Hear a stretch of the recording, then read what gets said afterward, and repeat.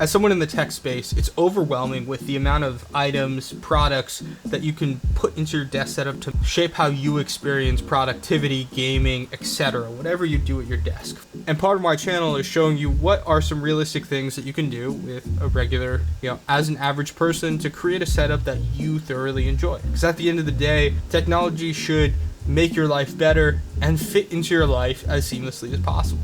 So today I'm going to show you two different things, with the first being my travel Valorant setup. Now, if you've been a subscriber to my channel or you've seen me before, you've probably seen my ROG Ally X video about why I bought it and the reasons for it. This is showcasing how I use the ROG Ally X and turn it into a faux gaming laptop or gaming setup for Valorant, which is a mouse and keyboard game, compared to the traditional controller setup that an ASUS ROG Ally X is situated for. So let's go ahead and check that out. So this is the full setup. Now, the desk, let me just show you. Basically, the desk chair is too low than I normally play. Like when I sit down, my arm is up here.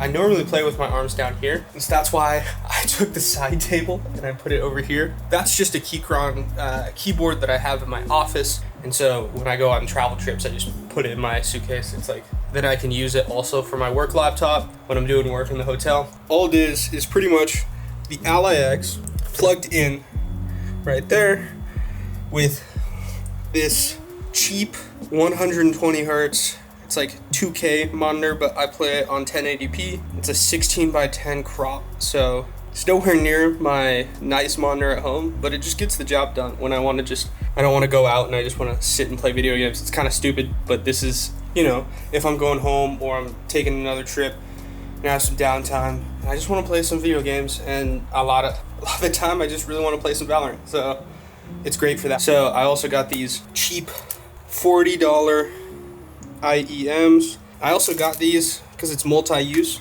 It's really good just to check and to make sure, sound is coming from a mic on set, etc. And the dual purpose too is they're pretty good for editing on airplanes, and then it's also pretty good for Valorant too. And it has a mic. I would have used Apple earphones, but I don't have those anymore, so I had to buy $40 ones off Amazon. So it's pretty multi-purpose. I've had this like high ground mouse pad for a while. I had it in my last setup a while ago. Then this is just my gaming mouse from home. The connection, I know it's not really cable managed, but what's the point? The hub is a JSOC's ROG Ally X hub. It's not as compact as I would like it. Obviously, it would make more sense just to get a laptop, but in this case, I really wanted it for the purpose of I can bring all this extra stuff if I want to, or I could just take the Ally X. And in this case, I knew on this trip I was going to have some downtime, so I wanted to, bring the full setup and test it out, and also make this video. So now that you've seen kind of the setup a little bit, and you can definitely tell it is kind of scuffed.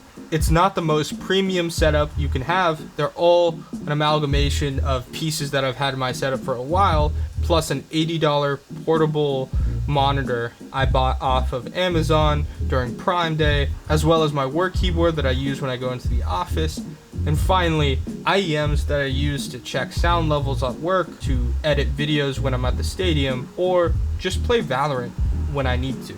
So the second part of the video is this. These are the Superglide premium glass mouse skates. They're the universal kind, so there's 6 big dots and 6 small dots. They just pretty much go on the bottom of the mouse. I'm gonna play a death match just to show you what it's like with this mouse and kind of give you my honest feedback, and then we'll go from there. So obviously the arm position on this monitor is not, or the arm position in the setup right now is not ideal, but it's better for me. Like, there's definitely some tension on, like, when I'm making these movements side to side to, like, look different angles, and it's not too bad. And right now, in this deathmatch, on hotel Wi-Fi, I kid you not, it's just hotel guest Wi-Fi. I have 15 ping. I'm getting around 190 FPS, but all the settings are turned to low. It's very simple. I am getting cooked up. Like, what I was happy about with this was all these pieces I can use for work as well. So it's not like I just solely bought them just to play Valorant on a travel trip that I maybe go on like once a month, if that. There's like actual tangible value in this whole setup outside of just being for Valorant. This is your conf teammate, bro. Every teammate you hop in a match and they're just lost. That's me. That's me right now. They're playing on a fucking ASUS ROG Ally X. Yeah, or like a fucking cooked Dell laptop. Okay, so now I'm gonna figure out how to put on the glass skates. We're gonna open this bad boy up. I always forget half the time that I gotta show the camera opening stuff, not like just open it off camera like I normally would. So this is what comes in it. There are some instructions and then a sticker too. That sticker's pretty sick. That seems very simple.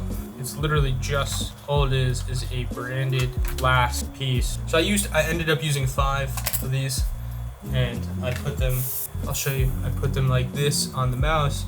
So I put a small one right here, put another big one here, another big one right there, and then 2 right there.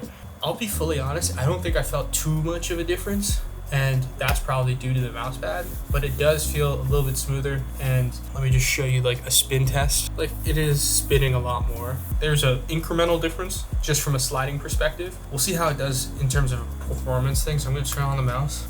I can definitely feel a difference. At this part in the video, I do think they're nice. I mean, it was only 24 bucks, so it's like going out to eat. And if you really want to see like a difference without changing your mouse, try it out. I don't think it's a huge difference. It might be better if you did the full skate and it had more path and it wasn't also this like weirdly hard high ground mouse pad. It's actually been 2 weeks since I put those glass skates on the bottom of my mouse, and they've held up perfectly. Once I came back and I wasn't using a scuffed travel setup, I actually grew to like them a lot. So they removed the initial friction that I had with the original feet on my mouse. So when I'm trying to make a decision or I'm trying to swipe left and right, it's a little bit easier and my hand can be a little bit more relaxed. I think the incremental changes when I showed you the spin test before, there's definitely an increase in glide with the mouse with the glass skates.